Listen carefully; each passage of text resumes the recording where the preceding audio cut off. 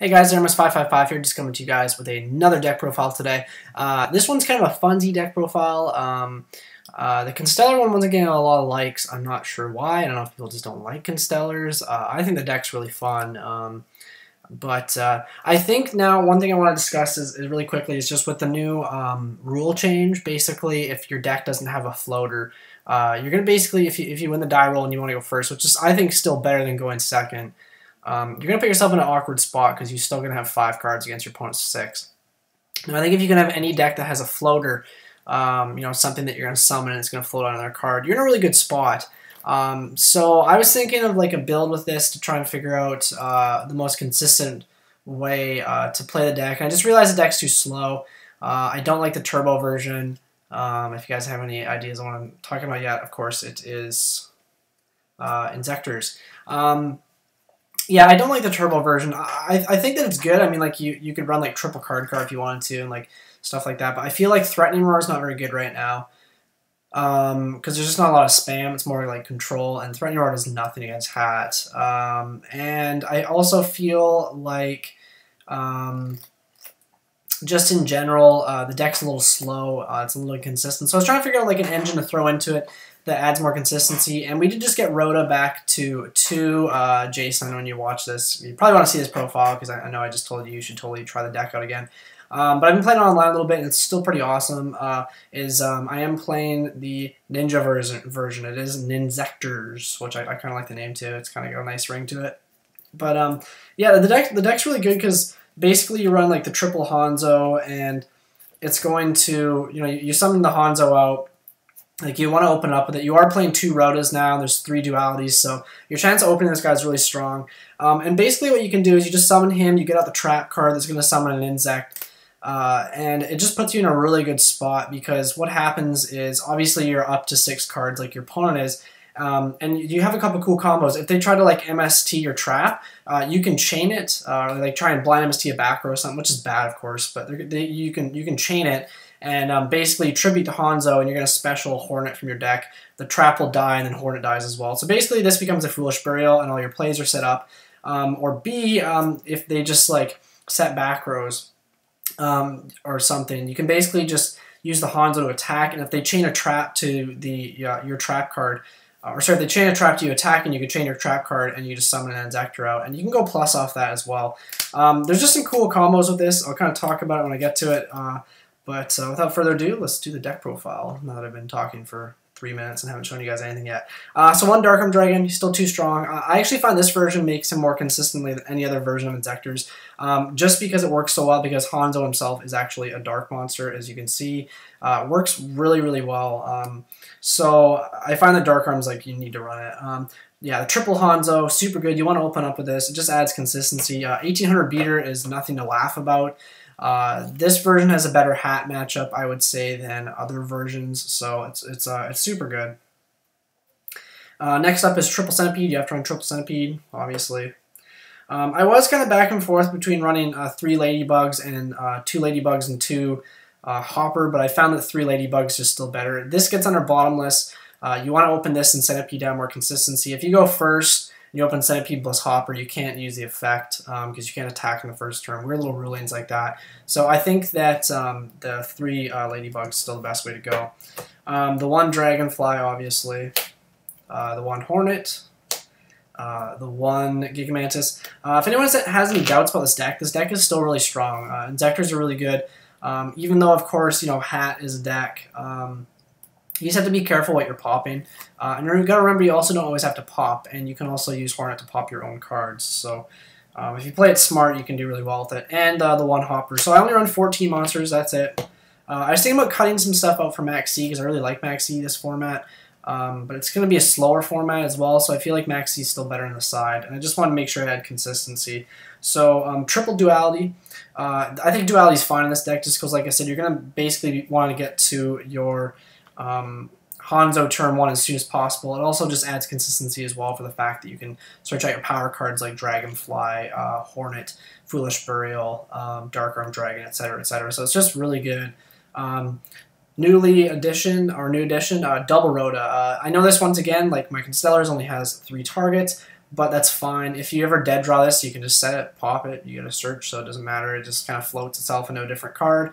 But generally, this is just super good because it can search you out what you need when you need it.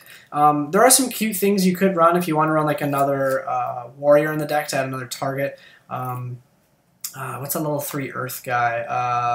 I forget what he's called. I can't think of his name. The guy where you banish a spell from your graveyard and you special him. You could run him. There's some other stuff you could probably run as well, but I mean, generally speaking, I think that you just need the 2 road and the 3 Hanzo. I don't think you need more than that. Next up is 2 sword. This is actually really good against Hat. Surprisingly, I like it a lot.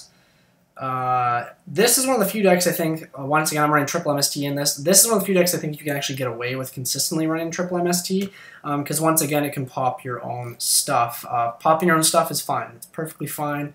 Nothing else to say about that. So the Hanzo does have 3 targets in the deck. I'm running 2 of the trap, and I am running 1 of the spell. Now right away you guys are going to be like, oh, that spell's bad, but it's actually really good. So here's one of the combos you can do. Well, first of all, people might be like, why don't you run Magic Planter? Because you're obviously going to be running Call of Haunteds and Fiendish Chain. Now, I mean, that is a good idea, but the problem with Magic Planter is if I was going to run it, I'd probably just run 1. It's not consistent, and this I can search, which is great.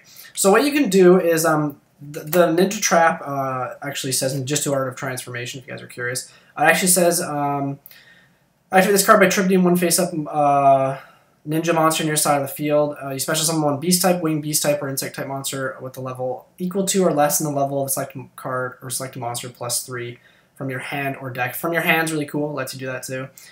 So when this card is removed from your side of the field, destroy that monster. So if the monster dies, this sits on the board. Now there's 2 good things about that. One, you're going to give yourself something to pop, which is good if you need something to pop with Hornet on your side of the board if your opponent doesn't put anything on there. So it's good against Lightsworn in that sense. And 2, you can actually flip this up, Tribute Hanzo, if you need to get a Hornet in the graveyard right away, so you have a Dragonfly in your hand and you want to get something in the graveyard for a play.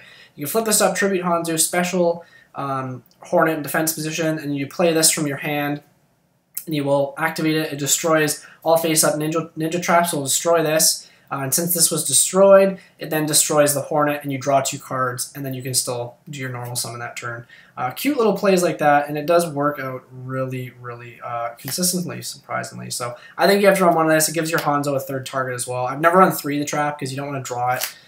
You want to basically have some draw power as well. So the 1 Allure of Darkness, I think it's good in here because you can get dead Hanzos and stuff. That's why I say that running 3 Rotos or 2 Rotos and whatnot is okay as well. Foolish Burial and Book of Moon. So on the traps, we have 2 of the Ninjitsu Art of Transformation. I mean, you could run some other stuff in here too if you want to run more than just Inzektors, but I feel like all you need is the Inzektors. 2 Fiendish Chain, just 2 Call On. It's not 3. I don't like 3. I find if you open with it, it's dead, and more so now that we have that draw ruling change. I'm running 2 Save Summons in here because I'm not running Fiendish Chain, and nobody's really main MST this format, so this card's been really strong testing online. Against good players as well. I had a Ladybug on the summoned a Ladybug in attack position, and I popped something, and then I safe. The guy wanted to kill it next turn. I just safe summoned it. He didn't have anything to blow up safe summon. I took some damage, and then I just switched to the Ladybug defense position. I literally just sat on that Ladybug and just kept going pop, pop, pop, pop, just for a couple turns until I drew all the cards I needed, and I just won. So super strong. And then of course running your 4 staple traps. Torrential's really good in here still. Once again, because you can combo it with the Hanzo trap, so stuff like that. And you need some board destruction. So, on to the extra deck. Where did I put it? Right, here it is. Where are we at here? So we're at 9 minutes, that's not bad. So we have the 1 guy, Dragon the Thunder Charger. We have 1 Tyrus, 1 Volcasaurus. I'm not running Adrius in here just because you don't really need it. I find you don't make 5s as much anymore, and if you are going to make 5s, you're generally going to make Volcasaurus and go for like an OTK or something. Exostag, I think, is the best card in the extra deck. It's super, super, super good. You can jack a hand and equip it, which is pretty cool. 1 Black Shepherd Corn. This would be a 101 if I own one, but I don't, as you guys know. Diamond Dire Core. Sorry, Diamond Dire Core. Diamond Dire Wolf. Thinking Diamond Core of Kokimiro. 1 Digesto Emerald. It's good just for setting your stuff back if you need to. 1 Dweller. And Cowboy, because there's no TK you can do with them if you know it. And then I'm running 1 Acid Golem, because Skill Drain does hurt this deck. one Leviathan Dragon, one Levier, one Alucard, one Zen Mains, and I'm running in one Fortune Tune just because you can send back your centipedes as well. So that's the deck, guys. Hopefully you guys enjoyed it. It's really fun. Try it out online. I know Jason's probably going to give it a whirl because I messaged him. SS Jason, if you guys are curious. Subscribe to his channel if you guys haven't subscribed to him because he's awesome, and I don't know why he doesn't have as many subs as like Galactigod, because I actually find he's more entertaining than Galactigod. I do really like Galactigod though. Kenny's a great guy, but Jason's voice is just so funny. Anyways, guys, thanks for watching. Make sure to like, comment, subscribe. I want to hear your comments down below. What do you think of the deck profile? Please like this video because if you like it, I will have an updated Evol deck profile for the new format. Let's get this to 20 likes. I don't think it should be too difficult, but I guess we'll see. Anyways, guys, thanks for watching. Peace.